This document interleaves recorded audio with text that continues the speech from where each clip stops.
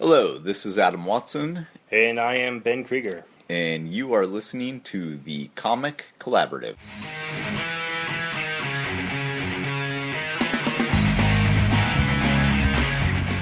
So I wanted to touch on a convention experience I had recently. As you know, when you're at cons, you get approached for all kinds of things. All kinds of things. And one of the most common things for people to approach you about that they're trying to sell you on is the idea vending or exhibiting at their convention that's coming up.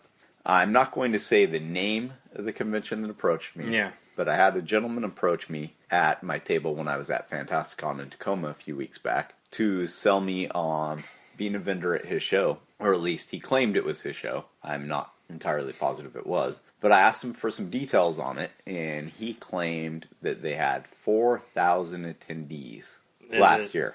Was it a first year or second year? It was a first year show. This is its second year. And when I investigated into it, one of the things that stuck out to me right away is that last year it was a 3-day show, and this year they moved it down to a 2. Now, I probably would have avoided it off of that alone, because generally when you see a show that starts out as a 3-day show and has less than 50 vendors, those are people who chances are don't really know what they're doing in the convention circuit from what I've experienced from doing cons in the past. A first year show is really, really tough. Not just for the vendors. I've been to a couple. I've decided that probably not going to do any more first years because it ends up being a little too expensive unless it's like in your backyard. For a first year show to do 3 days. 3 days. That's I will insane do alone. first year shows if they're cheap enough. Well, And yeah, if it's of not course. a large enough time commitment. Yeah. If it's just like a 1 day or, they have enough tickets pre-sold and it looks like it's actually going to be a big event, Because there have been times when I haven't done first year shows and ended up regretting it. Like I should have done UConn in its first year. Oh, yeah? Yeah, they had a lot bigger attendance. And I figured, because I know the gentleman who runs UConn, I figured he was going to put on a phenomenal show, but I did not think it would be that kind of attendance. Yeah, well, I think what helps is that UConn is in an area where you have to travel really far to get to a comic show. So for a comic show to be in that area, it doesn't surprise me too much that people flock to it. Right. Now, if I remember correctly, up in Yakima, Washington, Central City Comic Con had a similar experience their first year. Just a real surprise at how large the numbers were. Forgive me for not remembering exactly what that was, but I remember that a friend of mine who went there as a vendor was just shocked at how many people showed up. Like first year shows are, 500 to 1,000? If you're lucky, you get 2. Yeah. Yeah, and this was, closer to 4,000, which is pretty outrageous, exciting. It also depends on the type of show you're doing. Yeah. Because, there are various types of conventions. Right. Generally, those that are kind of advertising cosplay and this and that get more than just a show that might be advertising is just comic dealers being there. But the comic dealer shows, you will generally find there are more people who show up willing to spend money. Right. Than at the shows that are advertising themselves as like everything. Back to the point. Right. Normally, I skip shows that are multi-day events in their first year. I prefer to spend my money with somebody who is going to start out small and grow into something big. So just having seen that this show was a 3-day show and then it came down to a 2-day show in its second year, that was a huge red flag to me. But what was a bigger red flag was the fact that the guy straight up told me that he had 4,000 attendees last year. And with a simplistic Google search, I found out that they had a little over 800. That's a huge difference. That is a huge difference. 800 is not bad for a first-year show, though. No, it's not. And if he had just told me the truth and told me, hey, we had 800 people here last year, I might have considered that. Because 800, there's people showing up. Mm-hmm. I would have had some questions based off that, like, how were the sales there, Is it 800 people wanting to spend money, 800 people just kind of wanting to see what a Comic-Con was all about. Curiosity, Yeah, curiosity. What type of people were in that 800? But 800 would not have been a turnoff to me. Right. That's not such a small number, But instead, I look at it and I say, oh, okay, it's 800 and you told me 4,000, so now you're a liar. Mm-hmm. So I messaged the company on Facebook, and they claim that they're not entirely sure who I'm talking about, and he may in fact not be a part of the running of their convention, right? That's interesting. But they didn't fully deny that he was involved. They just Really? said they weren't sure if he was involved or not. That maybe he just got so excited about their show last year, right? Well, wouldn't they have the names of their employees and volunteers? You would think so. Okay. So throughout this conversation, they tell me that if I want some real information on them, I can go ahead and ask, right? Right. Which is why I messaged them to begin with. Mm-hmm. So I start asking various questions, and they tell me that the figure that I found is false. That's not the actual number of people that they had there. And well, what site did you get that figure from? Do you remember? I cannot remember the exact name of the website, but it was a site that was reporting actual ticket sales. Okay. They claim that site was false, that they had at least 1,500 last year because they had so many vendors and volunteers there. If you've ever done a convention before, you might see something that doesn't sound quite right in that. Yeah. You know what it is? I'll let you tell me. You don't count volunteers and vendors in your attendees number. I thought that's what he was doing.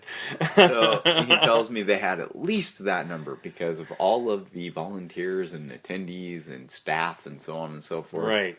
That's not making them sound any better, in my opinion. No. But they're then, inflating their numbers. Exactly. Yeah. So I asked, why is it that you went from a 3-day to a 2-day show? He gave me a basic spiel that was just how they had to plan this a year out, but they didn't really explain why planning it a year out made it so that they had to lose a day whatsoever. And But usually be like cost or starts something. hardcore selling me on the idea that they're going to have 4,000 this year.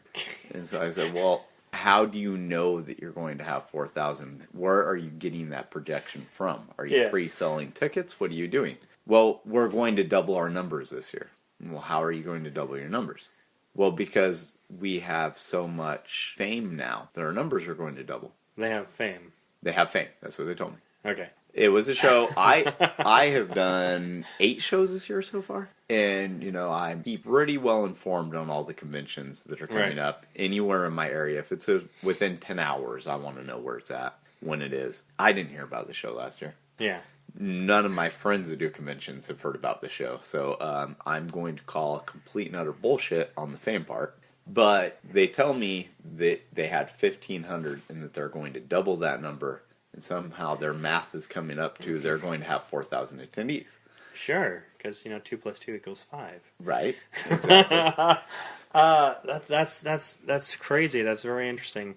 They remind me of those people that come on Shark Tank, and they have like $30,000 in sales, but they value their company at like $1.5 million because they're going to triple their sales in the next year. Right, and they have absolutely no idea how they're going to get to that triple number. Yeah, it's like the library is a great resource. Has tons of books on business, math if you need it.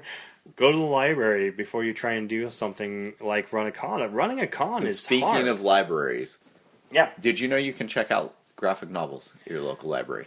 I did not know that. Actually, I'm actually really familiar with that idea.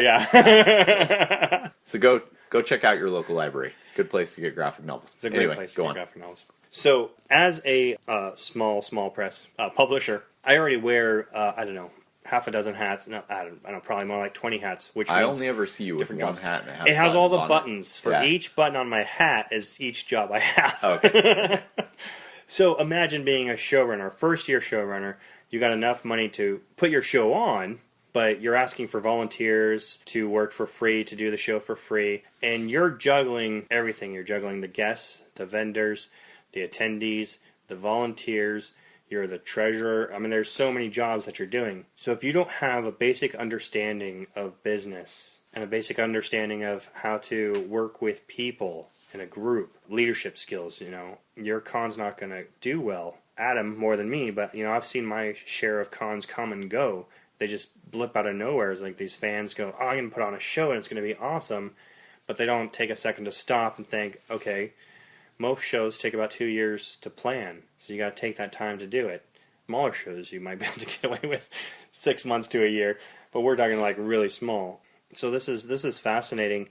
I don't understand why someone would inflate their numbers and talk to a potential vendor the way they've been speaking to you, like answering your questions in almost cryptic ways. Yes, and just they're going to hit these numbers because they know they will. Yeah.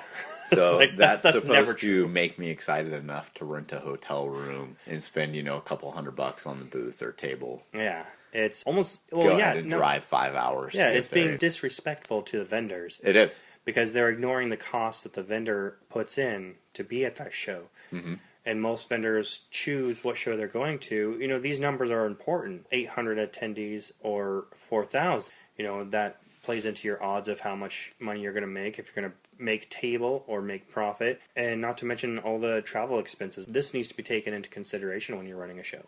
Because if you're it should also be taken into consideration that there's a good possibility I made friends with the person to the right and left of me throughout the day. Exactly. That show. Yeah. And will at the next show I'm at, and the next show I'm at. And if you're honest with me up front, and you tell me you're small, fine. Tell me that. If you don't have much in attendance, fine. Just tell me that. Mm-hmm. But if you're honest with me, and you shoot straight with me, and I go to your con and I have a great time, I'm going to tell all the people I know. And I know dealers, and comic publishers, and writers, and artists, and so on and so forth. And it's going to spread. And it'll spread. However, if I have a horrible experience before I'm ever even at your show, Mm-hmm. I will probably let my friends know that as well. So one of the reasons that I know I have yet to do UConn, but I'm severely hoping that I'll get the chance to be there this year. Yeah, I really want And, part of the reason I want to go so bad is because I have friends in the comic creator community that have told me what a fantastic show that is. My next show coming up is the Frankenstein Comic Swap. I cannot wait for that show. When is that again? That is June 17th, I believe. I cannot wait for that show. It's definitely not one for selling your independent comic. Mm-hmm. If you have cheap comics, cheap graphic novels, and you want to sell those, or if you're just looking to buy some stuff like that, it's a fantastic show for that. I can't wait for that show. I've been to that show as a vendor. I've been to it as just an attendee several times. I can't recommend that highly enough. So when people ask me, hey, what type of show can I go to and sell my comic? Guess what show I tell them? Yeah. But it can work the opposite way, too. If you start lying to me before I'm ever even at your show, then, And there's a good chance that's going to get around, and right? Your next show is not going to meet your projected numbers at all. Exactly. And it's a good way to bury yourself before you've even got off the ground. Yeah. What I've found really fascinating with comic conventions is, and I've learned this as I've gotten older, is like, you cannot get away from politics and business. I'm not talking about like government. I'm talking about politics and business. That's a whole other can of worms. Even in cons, like the geek culture, in my experience, has been very welcoming. It's been very exciting. When you go to cons, you come back, you're just energized if you have a really good show, and most shows tend to be good. But on occasion, there are politics that get involved. Like, I have seen a show die over the showrunner. He did a fine job, but then he went online and acted all crazy. Yeah. And that killed the show. So conventions are an interesting creature of their own. There are a lot of them these days. Some would say too many. Some are saying too many. So, with all the choices we have in shows, Mm-hmm. use your money wisely, folks. Yeah. Go to the good shows, the reputable shows. Sorry to interrupt you, Adam. I just want to touch base real quick on small shows. Okay. Now, you were saying, like, if they had been up front with you and admitted to, we had around 800 people, Mm-hmm. we're a small show, we're building our audience as we go, that would have been fine. I had a complaint about first years because I've had a couple first years where I did a lot of traveling, Mm-hmm. and, I sold, like, one book because attendance And the traveling always pisses you off worse it does. It than really the money does. you drop for the table. It does. And it's hard because the show wasn't advertised. Mm-hmm. We did this one show that was brilliant. It had four celebrities. Do you remember? Which show are you talking? Are you talking about the one in Salem or the one in Portland? The one in Portland. Oh, that was Raining Stars. They're out of business, so we can. Okay, we can bitch about them. Yeah. What was cool about that show? Okay, first, what was bad about the show? No one showed up. Oh, no one. They did There like was no advertising at all. a group of people walking around who were spending money. I almost felt bad that they were there because they found out about the show from the Dark Slinger Facebook group. You advertised the show for them. I advertised the show for them. There were people who showed up because I advertised it. And when they told me, oh yeah, we saw this advertised on the Dark Slinger page, like, oh, where did you come from? Well, we drove up from Eugene. Oh, I'm so sorry. Oh man, I'm so sorry. I'm so sorry I did this to you. But they did have a good time. They thought it was fun, and they got to hang out with us more one-on-one than they would have been able to at any other show. So and we got to hang out with Doug Jones all day. Yeah. So that was awesome. They was had some good guests cool. there. Yeah, they did. They did have some good guests, and it was really a shame because I think it could have been a decent show had they advertised. It very definitely could have been a very good show. That show also brings up an interesting point. Yeah. A complaint that I have about some shows I've been at in the past and one extremely recently. Yeah. That show wasn't focused. Mm-hmm. It's very difficult to do a show and know what to expect and know how to even prepare for it when it's not focused. Right. So that show called itself Raining Stars, but it didn't have anybody that was a huge celebrity. I mean, Doug Jones was the biggest celebrity there. Doug Jones was the biggest one, yeah. And Doug is very big celebrity in the geek world. Yeah, but average day-to-day moviegoers probably don't know who he is. They've seen him. They've seen him, They've seen him be characters. They grew up with him being the man in the moon in McDonald's commercials. Yeah. but yeah, they probably don't know who he is. I mean, we've done enough shows that he's been at that geek culture loves him. Yeah. And for a good reason. He's a fantastic guy. He's awesome. But it called itself Raining Stars, but it wasn't really a celebrity show because they had 5 people there. I don't think any of them were particular crowd drawing type celebrities. Yeah. I don't think I'm being mean to say that. I hope not. I hope not too, because I don't mean it with disrespect. They all have their fan groups, but definitely. There's certain celebrities that will bring an audience in, and others where people will show up and go, "Oh, you're here! I need an autograph." But then they had contacted me, and you were there because they were having a problem filling up tables. Yeah. And they'd asked me how many tables I thought I could get filled up for them if I was offering them to some of my creator friends for free. Right. And so they had 7 of us there that were independent comic creators. Mm-hmm. But then there were people there who were just selling DVD. There were people there who were just selling video game. There were people there with an anime booth. I remember. And the reality of it is it looked more like a geek flea market, I want to say, than anything else. Like a clean one. A clean one, yeah. Well, a lot of the flea markets I've been to don't have the dirty factor the only that you one see I've been to is the stigmatized one in TV. In Polk County. Oh, we have indoor flea markets. I love that flea market, but yeah. We have indoor flea markets in this area that are very, very clean. Yeah. So I don't mean anything nasty or mean by saying flea market. Yeah. But it does seem like there's been a few of the smaller shows. Only one that I've been to very recently. But in the past, I've done quite a few that kind of turned out to be that lacked any sort of cohesive focus. Right. It's not a comic show. It's not a video game show. It's not an action figure show. It's like, it's trying to be all of those things, and it manages to be none of those things because of that fact. Yeah. The show I was at last weekend, one of the gripes that I made to the people who were actually running it is they had 4 separate rooms at this place that they're putting vendors into. And there was absolutely no cohesion. It'd be like, here was an independent publisher just kind of randomly over here. Right, yeah. A video game guy randomly here right next to him. Then maybe a guy who's selling, long boxes of comics next to him. When you showed some up, action figure people did they assign you a table, or did they say go the find tables one? were assigned prior to showing up. So they had sent out a floor map in advance. Okay.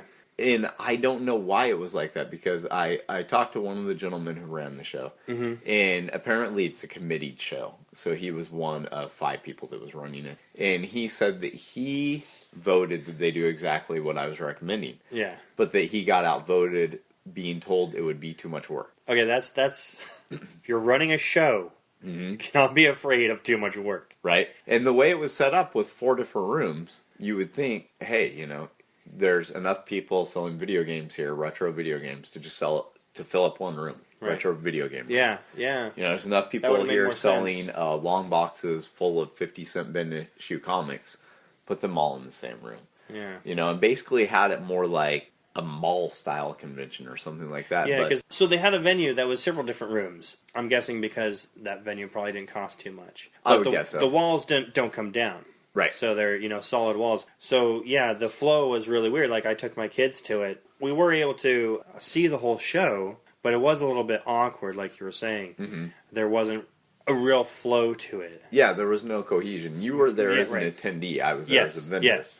And I walked around a fair amount because usually when I'm at those shows, I do a pretty fair amount of shopping. Yeah. But yeah, it lacked any sort of cohesion, and this is a problem I've seen in a lot of the shows that try to diversify too much. Mm-hmm. I think that comics can exist very well alongside retro games and action figures and so on and so forth. I've seen shows where that happens. Yeah, it can work. But there has to be a certain skill in making it happen. Mm-hmm. And those type of shows just don't have them. Yeah. Going back to Raining Stars, that was a show that had almost no attendance. That they gave tables away for free at.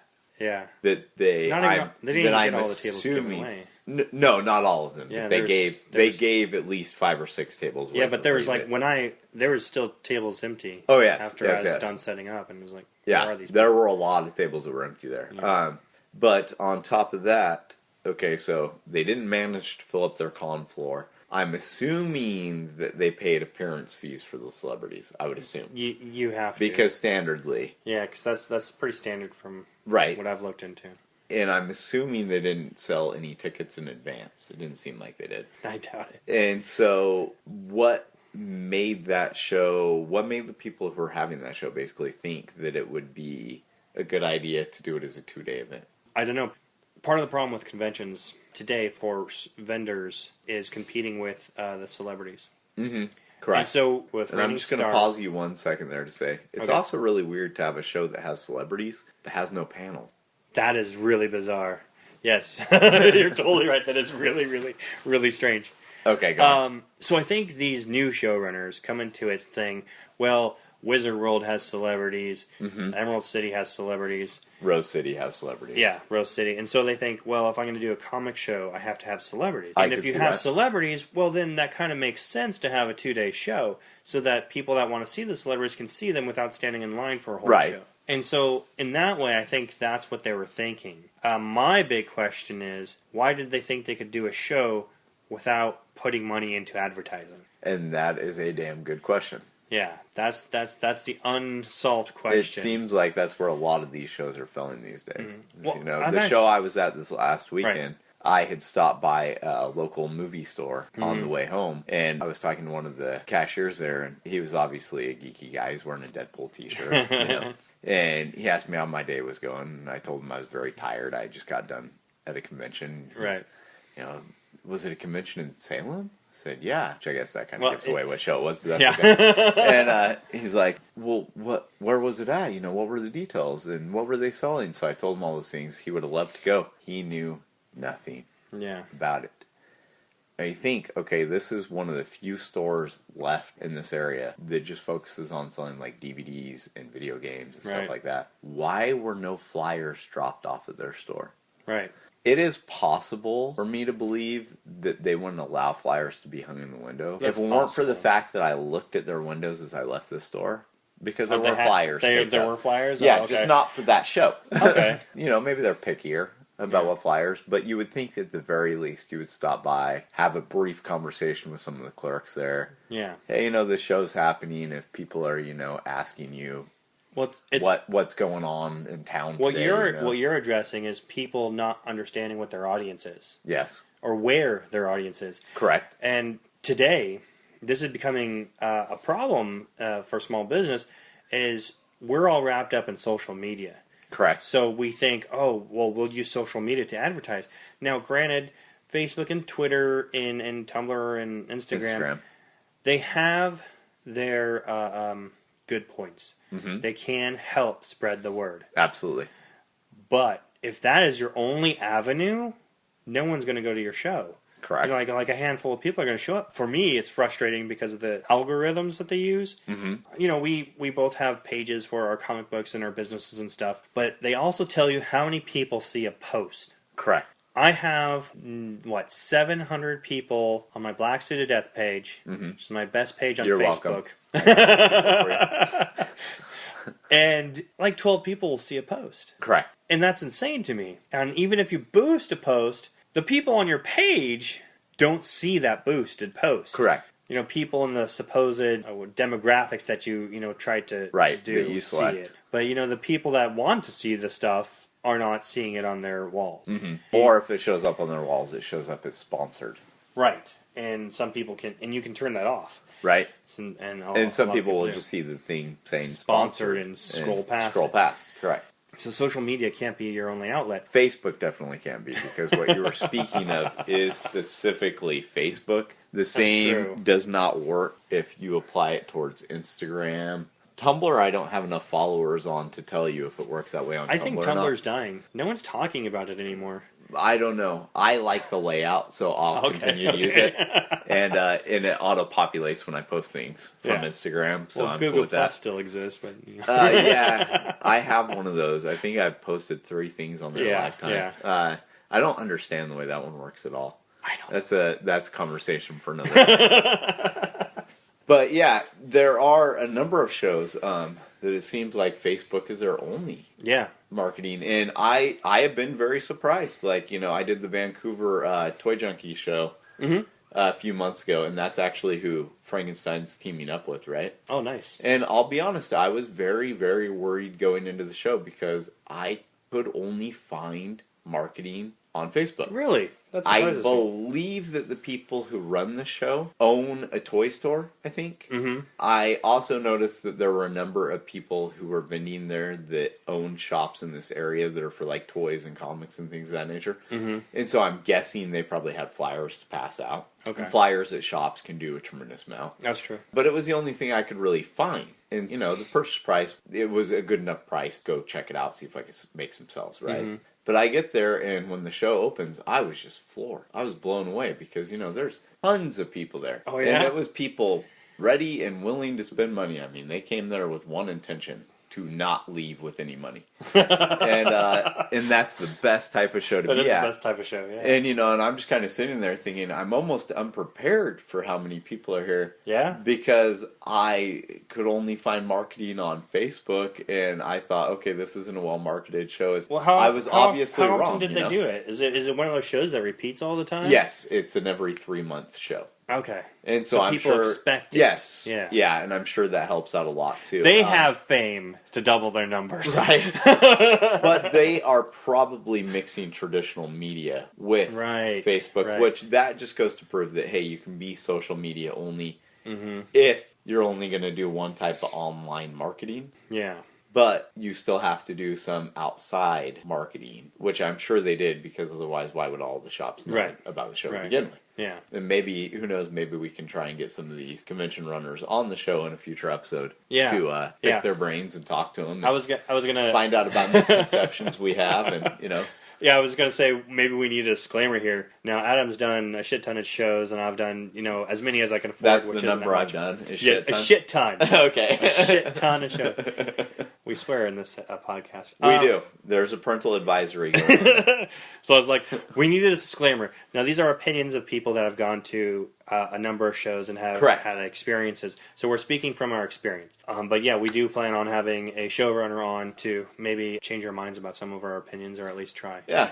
Yeah. And we can also talk to them about what we like about some shows. Right. Because, as I was stating, I was worried that the Vancouver show may not have had any marketing. Mm-hmm. Obviously, that was completely unfounded. And when I was there, I was like, wow, there are other toy shows I've been to that should come to this one and figure out what these people are doing right. Yeah. Because, they're doing something 100% right, as is Frankenstein as far as the comic swap goes. I've been to other small comic swap shows where it's just like, wow, you guys need to just go talk to somebody, hey, there's a show in Portland that does really great. Why don't you go talk to them and see if they can help you out with this? Though I'm sure they don't have the time for that, but you get what I'm saying. Yeah.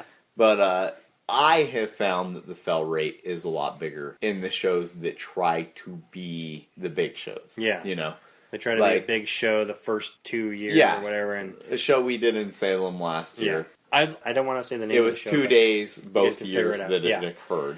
I think the idea was cool. I think the idea was very cool. It had trouble with execution. Now, they did outside marketing. Correct. And still struggled to get people in there. They actually did a ton of outside marketing. I've looked into this a little bit, and I'm not really sure why people didn't show up. Outside of the marketing, like at the show, you could see the problems that was going on. Yeah, Choices I that do were know made. why some people didn't show up. Yeah. Now, I will just put as a disclaimer of that show, I made my money back at that show. It was my best show up until last year. It wasn't a profitable Rose City, show, yeah. but it was a break-even show, Right. which I did not do that show as a dealer. I did that one strictly as Dark Slinger Comics. Right. If you do a small show that's in the area, it's not bad to do a break-even point. I really like local small shows. I would have made more than break-even had it only been one day. You think so? I know so, because my first day I was actually profitable. Okay. What kept me from being totally profitable was having to come back for a second expense. day. Yeah. Because the second day I made $10. Yeah.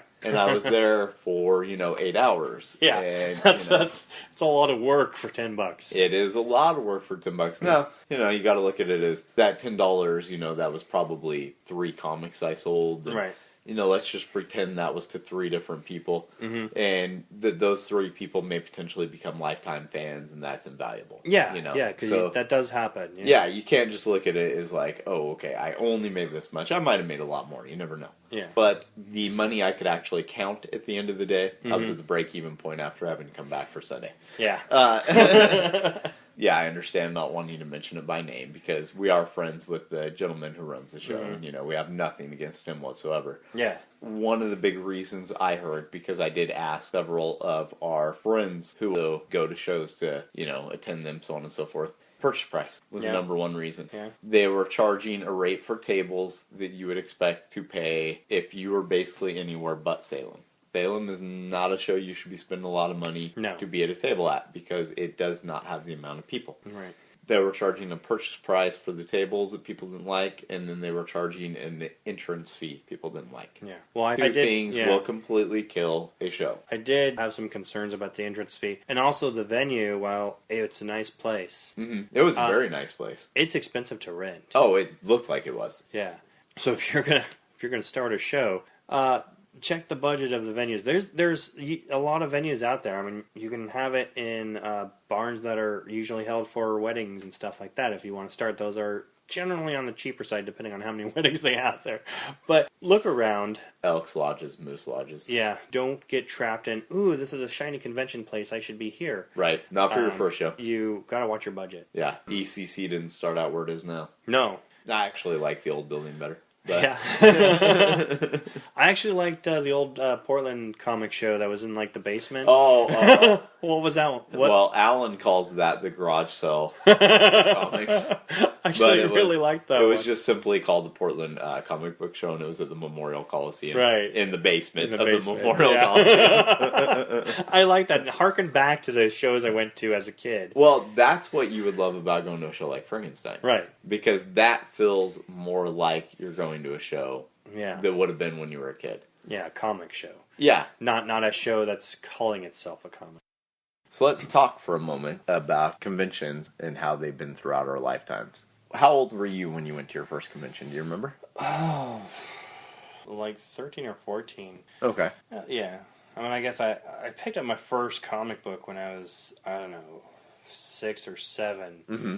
But I didn't really start reading comic books on any sort of regular basis until, I don't know, 12, 11 or 12. What was that comic you picked up? Do you remember? Spectacular Spider-Man 178. Was that the one that got you to keep reading, or was that just the first one you picked up? I bought Spectacular Spider-Man for the next 4 years straight. Okay. So that was the one. When I got introduced to comics, I was picking up things that were related to movies and video games I was interested in. Well, see, I would do that. When I was a kid, Superman or whatever, I'd convince my mom to buy me the Marvel Comics adaptation of Willow. Oh, okay. I absolutely loved the movie Willow. Yeah. And I remember being a kid and picking up just this completely awful Double Dragon comic that Marvel did. Yeah, I had that one. As a kid, I thought it was fantastic, though, right? Yeah. Because you're learning the backstory of the dragons, or, is that even what those guys are called? Sure. And of course, being 8 and 9, I'd get the Teenage Mutant Ninja Turtle Adventure comics that Archie always did. My little brother bought those. I didn't realize at any of those points in time that I could actually buy a comic that would have the continuing adventures of characters until I was about, I'm going to say 10. Oh, yeah. Okay, so when I was 10, my dad used to take me out with him when he was a dump truck driver, go riding around with him all the time. I was pretty bored one day, and he asked me if I wanted to stop and get a comic. Mm-hmm. And I was like, sure, thinking that I'd find something that was Ninja Turtles or something of that nature. And instead, I saw the Uncanny X-Men. Saw Colossus staring at me, and I had no idea who these characters were. Right. But I was like, oh, this looks pretty cool. I'll try this out. Then I was hooked. Yeah. 27 years later, and I haven't gone a single month without buying at least one issue since then. Not the X-Men anymore. I've tried. I still read the X-Men occasionally, but, for the most part, I've graduated on to other things. Yeah. But, started a 27-year habit. It's disgusting. It is. So I went to my first convention when I was about 11. Mm-hmm. It was the Portland Comic Book Show, the one that happened in the basement of the Memorial Coliseum. I was so pumped to be there. I thought that it was going to be like this huge thing with Stan Lee. Yeah. I don't know why I thought Stan Lee was going to be there, but he was the only person whose name I knew because every single comic I picked up had his name up at the top, like Stan Lee presents. So, back then I actually thought he wrote all of the comics that were coming out. Or that he was somehow involved in them. I wasn't sure exactly how he was. Really good at branding. But his name was in it. And Stanley presents everything. Yeah, he was presenting it all, and I didn't know how that could work. But, I knew he was somehow like the Crypt Keeper. Right. From the Crypt. Clearly, the Crypt Keeper was writing those episodes. So, back then, when I first started going to conventions, basically every single one of them you'd go to might have a comic creator, 2, 3 maybe. Yeah. I remember meeting John Romita Jr., I think was the first creator I ever met. Mm-hmm. And as a kid, he was an incredibly nice guy to me and my brother.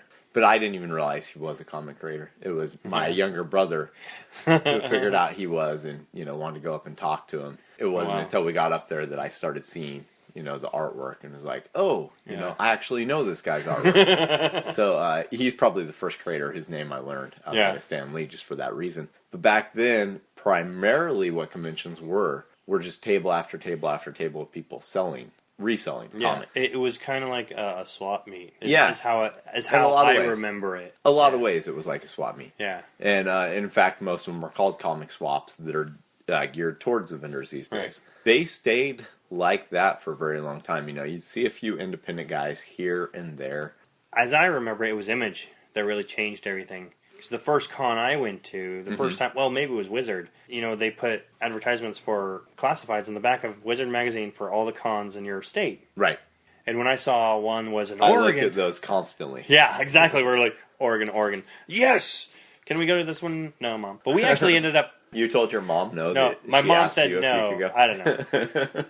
So it was in Ashland, and it was right after Image came out. Ashland had a convention? Ashland, Oregon. They had a convention.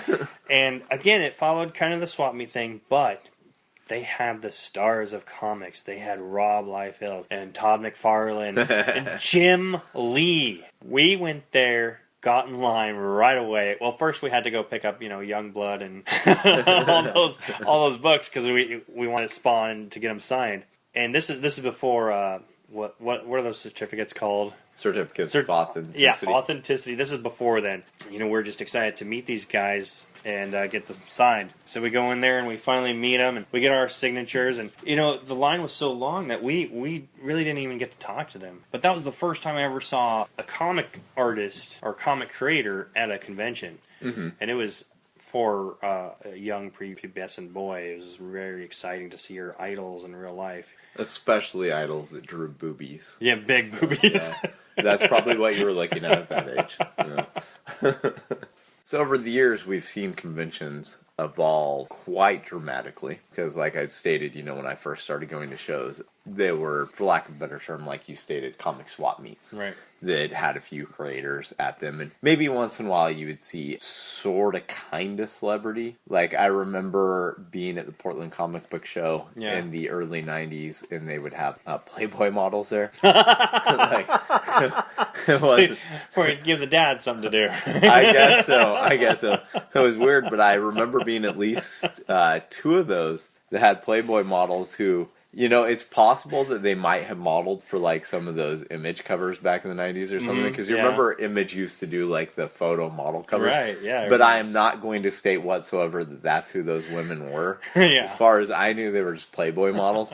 And that's about as high as the celebrityhood got. Over the course of the next couple of years, I started to see them evolve somewhatly. They started kind of crossing over with what you thought of as sci-fi cons with the type of guests they got, because the smaller shows in this area would all of a sudden be populated with like Star Trek. Yeah, it was. guests. It was like a crossover, wasn't it? Yeah, because all of a sudden you have like actors that. that were in Star Trek, actors that were in Farscape, actors from Battlestar Galactica, so on and so forth. And the really big cons, I think, had those kind of special guests all along. Because I'm pretty sure Comic-Con International has always had guests like, you know, Adam West from Batman and, you know, so on and so forth. Maybe not in its very first few days, but... Well, yeah, probably not in its very first few years. But it was growing back slowly then, started shifting, but as it started shifting, one of the big trends when I became a comic creator is that all of a sudden the comic creators took over the con. I think this had a lot to do with the advent of digital publishing. Yeah. Because when creators that wanted to self-publish no longer had the barrier to entry being, you know, runs of comics that were 500 to 1,000 issues and they could print up 10 and just kind of test a market. Right. You know, it became a lot more prevalent for small press and small creators to be at pretty much every show. Because, you know, you could use Kablam or Comics Press, print up a quantity of 25 or 50, however many you wanted to do. Yeah, in some cases of some of our friends, 5. Yeah. And, but they sell it at cons. Right? Sad thing is, some of them do not. But, but, you know, there were a lot of cons that were just sort of overtaken by the creators. Yeah. But I don't know if that was a non-sustainable business model for them or just not what they were used to. But I know the more the Portland Comic Book Show was taken over by creators, the more it kind of pushed out of the marketplace of being a con. Yeah. Until it just, you know, went belly up or whatever happened there. You know, I don't want to assume too much. Because Portland Comic Con? The Portland Comic Book Show? Yeah, wasn't it part of the beginnings of Rose City? No, I don't believe so. Oh, because Portland Comic Book Show was run by Second Genesis, and I don't think they're involved in the comic book arena. I could have swore they got bought out and shut down. I don't believe so, because Rose City started up a few years after. So Stumptown got bought by Rose City. Oh. But there's some research I need to do. Yeah, we'll research it. You know, because we don't want to be giving out bad information. Right. Here. Speaking of Stumptown, it was around that time that a lot of shows started popping up like Stumptown or getting better known. So you had like the Stumptown Comics Fest, which was just comic creators, no one else. Olympia Comics Fest was a smaller version of that. Yeah, that's where we met. Yeah, exactly. Then there were a lot of other shows that had always been creator only, but were all of a sudden seeming to get a whole lot more notoriety, like 8, you know, Small Press Expo. Yeah. You know, these shows were all of a sudden seeming at least to grow a lot more than, you know, what they were in previous years. But as conventions grew, something else happened that kind of took us as comic creators out, and that was cosplay becoming huge. Cosplay, of course, was nothing new, but it wasn't anything that we really saw at the type of comic conventions that we went to or we vended at until, the last 7 years? 8 years, maybe? It's gotten big. Now, cosplay, it's my understanding that it was really huge over in Japan. Yes. And so the anime cosplay kind of made its way over here, and that mixed with, you know, you were saying how sci-fi conventions kind of mixed in with comic conventions. So you always had the Trekkies, whatnot, dressing up and going to conventions, and there's been cosplay and sci-fi cons for a very long time. Correct. Yes, so because sci-fi cons had people dressing up like Star Trek characters. So you have those forever. Three things merging. Right. And becoming one and even in the early, blew up the cosplay. In mid-90s, I would see people at the shows that, you know, you see the random guy with Spock ears with the blue shirt on, you know, so on and so forth, who'd have the communicator. Every great once in a while, you'd see a Batman, you know, here or there. It always seemed like Batman was the most popular to see cosplay back then. He still is. He still is. But yeah, well, I don't know, Deadpool's kind of taken his place. Harley Quinn. Harley Quinn, yeah. Poison Ivy is very popular. But yeah, I think your assessment of it being about in the last 7 years or so that it's just cosplay's become kind of massive exploded. to the It's point becoming where its it's own pushed thing. out other things.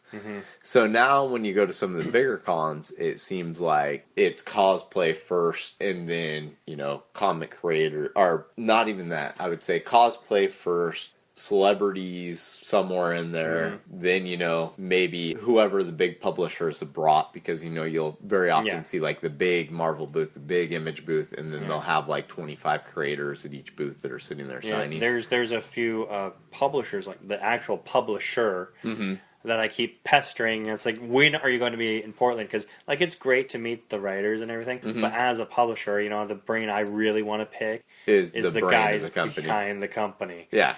And they keep saying, no, Oregon's not big enough yet. I was like, are you fucking kidding me? But yeah, cons have kind of exploded. They don't like our rain. They don't like it. What I liked about Rose City last year was it felt like they were attempting to give the cons back to the actual creators. Okay. What they had done is they had doubled Artist Alley. And you had to go through Artist Alley to get to the rest of the con through the main doors. Now, I like that. Yeah, now you could go to the other vendors right away if you used a back door, but the main doors where the ticket's selling, you entered into Artist Alley right away. Oh, so there was no way you didn't walk past creators. In addition to that, they put the celebrities in the back. So you had to go through Artist Alley no matter which way you come from to go see your favorite celebrities. Okay. And so I thought that was really an interesting floor plan, and I hope they keep something like that for years to come. Now, one of my friends did have some complaints. They said that it was their worst show ever. It was my best show ever. I do have a quick question for you. Yeah. You have a friend that's not me? I have a few. I don't really hang out with them outside of cons or Facebook. But I have yet to do Rose City, but I've heard, not just from you, but from several of our other comic creator friends, that it is a fantastic show. And I enjoy it. I like that they're doing that very much, because Artist Alley, if it's a multi-room event, will generally be pushed into a side room somewhere. Yeah, oftentimes if you follow creators online, you'll say, hey, I'm at this convention. I'm in the back hall. That's where Artist Alley is. I'm in Hall J. Where is that? Yeah. It's where you get when you walk 2 miles outside your comfort zone. And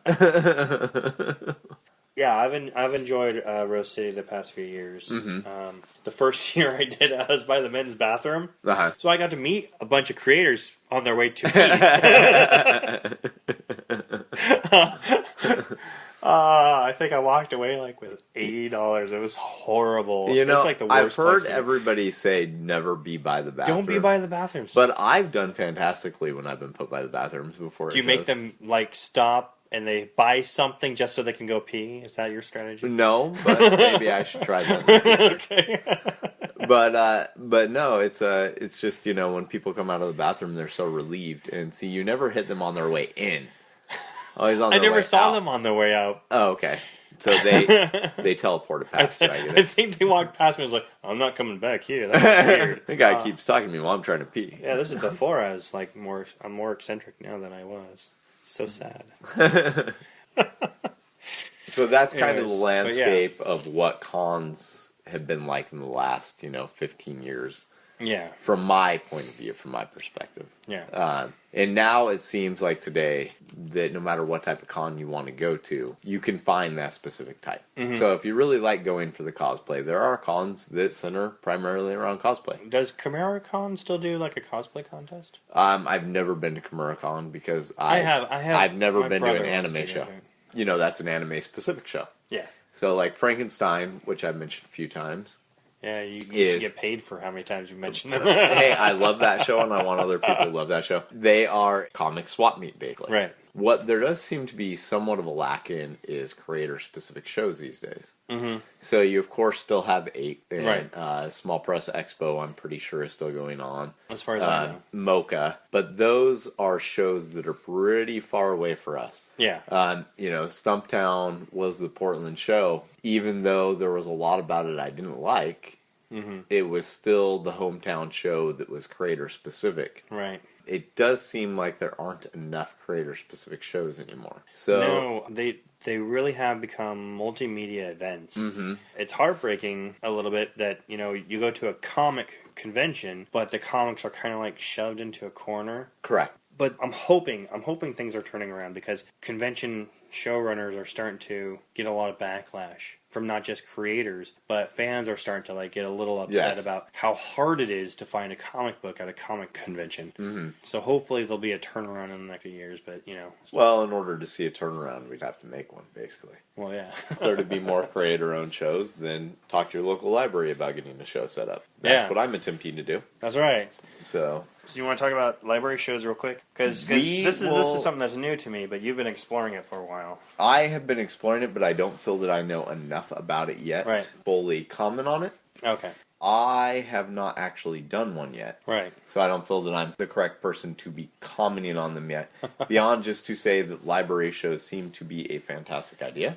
The absolute best marriage a small press publisher could hope for. Well, it would make sense. Yeah. Yeah, it makes total sense. Yeah. And, libraries are a very powerful thing still. Mm-hmm. And in turn, it can prove to libraries that you're actually valuable to them to have your stuff in there. Yeah. So, several publishers these days who you hear tons of stuff about and you never find in comic shops, but they're all over in the libraries, like First Second. Mm-hmm. Yeah, First Second. You go to the library and they have their whole entire catalog. Mm-hmm. They do. Malala, they have their whole entire catalog.